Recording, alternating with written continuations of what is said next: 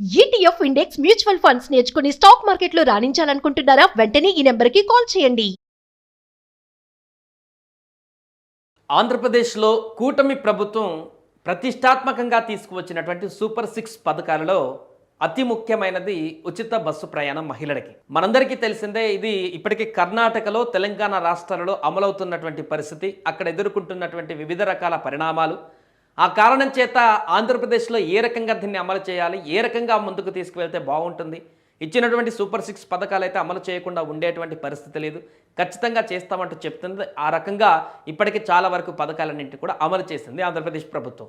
మిగిలిన ఈ ఉచిత బస్సు ప్రయాణం అనేటువంటి దానికి సంబంధించి అన్ని కోణాలలో ఆలోచించినటువంటి తర్వాత తాజాగా దీనికి సంబంధించినటువంటి పూర్తి గైడ్లైన్స్ ఇంకా పూర్తి స్థాయిలో ఆగస్టు 15 నుంచి కాబోతుంది అంటున్నారు. కాబట్టి ఏ విధంగా ఉంటుంది, మహిళలు తీసుకోవాల్సిన జాగ్రత్తలు ఏంటి, ఏ ఐడి కార్డు చూపించాలి, బస్సుల్లో ఎక్కడి వరకు ప్రయాణం, రకరకాల అనుమానాలకు తావిస్తూ పూర్తిగా ఒక కంక్లూజన్ అయితే రావడం జరిగింది. మొదట్లో డిస్ట్రిక్ట్ బస్సుల వరకే మాత్రమే ఈ యొక్క ఉచిత బస్సు ఉంటుందని చెప్పారు. ఆ తర్వాత రకరకాల మాటలు వచ్చినటువంటి తర్వాత ఇప్పుడు రాష్ట్ర వ్యాప్తంగా, తెలంగాణలో అయితే ఏ రకంగా ఉందో అలాగే రాష్ట్ర వ్యాప్తంగా కూడా అందరికీ ఉచితంగా ఎక్కడికన్నా వెళ్ళేటువంటి అవకాశాన్ని కల్పిస్తున్నట్టుగా చెప్తున్నారు. సో ఆగస్టు 15 నుంచి ఈ యొక్క పథకాన్ని అమలు చేసేందుకు చంద్రబాబు సర్కార్ ముందుకు వెళ్తుంది. అయితే దీనికి సంబంధించి మహిళలు ఏమేం క్యారీ చేయాలంటే ఉచితంగా ప్రయాణించడానికి Aadhaar card, voter ID, pan card చూపించి బస్సులో ఉచితంగా ప్రయాణం చేయవచ్చని ఆర్టీసీ ఎండీ ద్వారకా తిరుమలరావు వెల్లడించారు.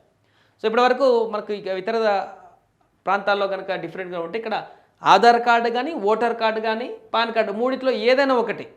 సో మ్యాండేటరీ 3 కాదు, మూడిట్లో ఏదో ఒకటి అయితే మ్యాండేటరీ కంపల్సరీగా ఏది క్యారీ చేసినా సరిపోతుంది. సో దీంతో ఆగస్టు 15 నుంచి ఈ యొక్క అమలు రాబోతుంది.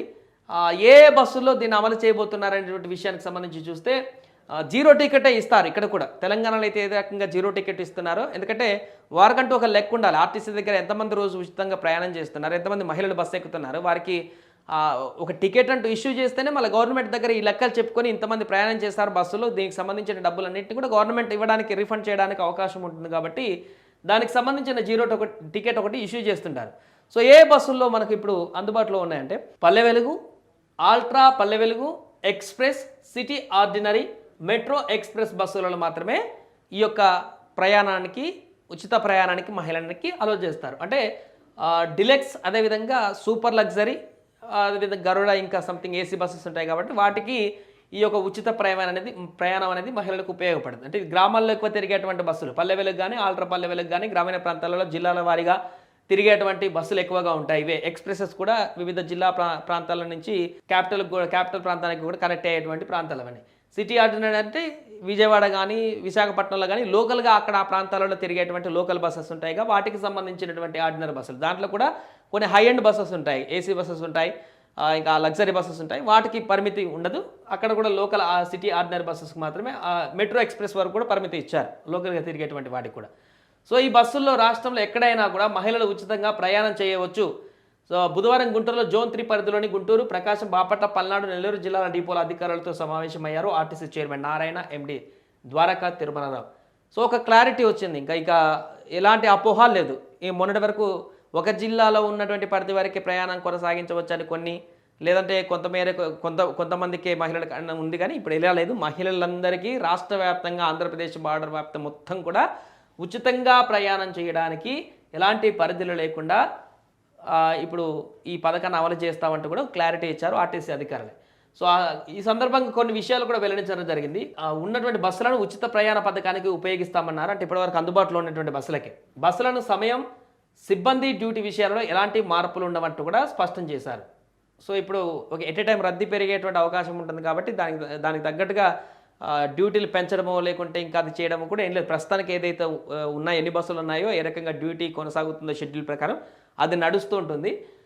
త్వరలో 1050 కొత్త బస్సులు రానున్నాయి. ప్రతి ఏడాది కొత్త ఎలక్ట్రిక్ బస్సులను తీసుకువచ్చేలా చర్యలు చేపట్టినట్టుగా కూడా చెప్పారు. సో ప్రస్తుతానికైతే కొత్తగా బస్సులు ఇంకా పథకం ఇంప్లిమెంట్ అయ్యే టైంకి ఇప్పటికిప్పుడు తీసుకురావట్లేదు. బట్ 1050 బస్సులు మాత్రము వచ్చేటువంటి కొద్ది రోజులకు ఆ ప్రణాళికలు రచిస్తూ దానికి సంబంధించినటువంటి ప్లాన్ అయితే యాక్షన్ చేస్తున్నారు. ఎందుకంటే మహిళలకు ఉచిత ప్రయాణం కొనసాగించిన తర్వాత ఖచ్చితంగా ఆక్యుపెన్సీ పెరుగుతుంది ఆర్టీసీది. ఇక్కడ చూస్తున్నాం, తెలంగాణలో చూసాము, కర్ణాటకలో చూసాం, భారీగా ఆర్టీసీ ఆక్యుపెన్సీ పెరిగింది.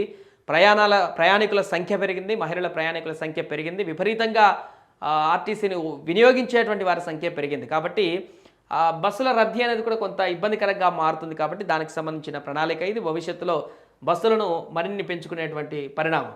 ఇక ఈ పథకంలో భాగంగా రాష్ట్రంలో అన్ని బస్ స్టేషన్లను ఆధునీకరించనున్నట్టు వెల్లడించారు. కేబినెట్ సమావేశం తర్వాత ఈ స్కీమ్ విధి విధానాలపైన పూర్తి క్లారిటీ ఇవ్వనున్నట్టుగా కూడా తెలిపారు.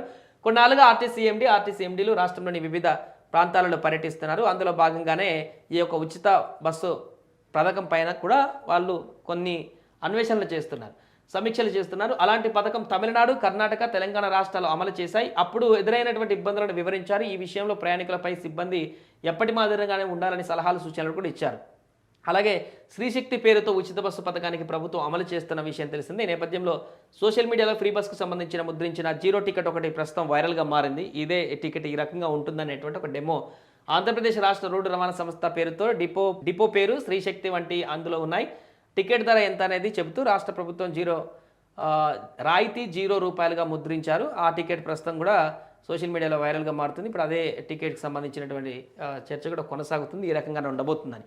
ఏదేమైనా కూడా ఆగస్టు 15 నుంచి ఈ యొక్క ఉచిత ప్రయాణం అనేది పూర్తి స్థాయిలో ఆంధ్రప్రదేశ్ మహిళలందరికీ కూడా రాబోతుంది. వచ్చినటువంటి సందర్భంలో ఎట్ ఏ టైం ఫ్లోటింగ్ ఎక్కువ ఉండకుండా, బస్సులలో మహిళల రద్దీ ఎక్కువ ఉండకుండా, ఒకవేళ ఉంటే కండక్టర్, డ్రైవర్ తీసుకోవాల్సినటువంటి చర్యలు, ఇప్పటి వరకు ఉన్నటువంటి విధంగానే ప్రయాణికులతో ప్రవర్తించేటువంటి పరిణామాలు, వీటన్నిటిని కూడా బేరీజు వేసుకొని ఎక్కడ ఎలాంటి ఇబ్బంది రాకుండా, సోషల్ మీడియాలో కొన్ని వీడియోలు ట్రోల్ అవ్వకుండా, అవాస్తవాలు కాకుండా ఉండేందుకైతే జాగ్రత్తలు తీసుకుంటున్నారు. దీనికి సంబంధించినటువంటి కార్యాచరణ కూడా సిద్ధం చేశారు.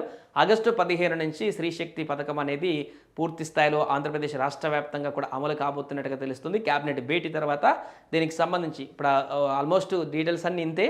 అఫీషియల్గా క్యాబినెట్ తర్వాత ఇంకా పూర్తి వివరాలు కూడా వెల్లడించనున్నారు. సుమన్ టీవీలో మీ పర్సనల్ అండ్ బిజినెస్ ప్రమోషన్స్ కోసం కింది నెంబర్కి కాంటాక్ట్ చేయండి.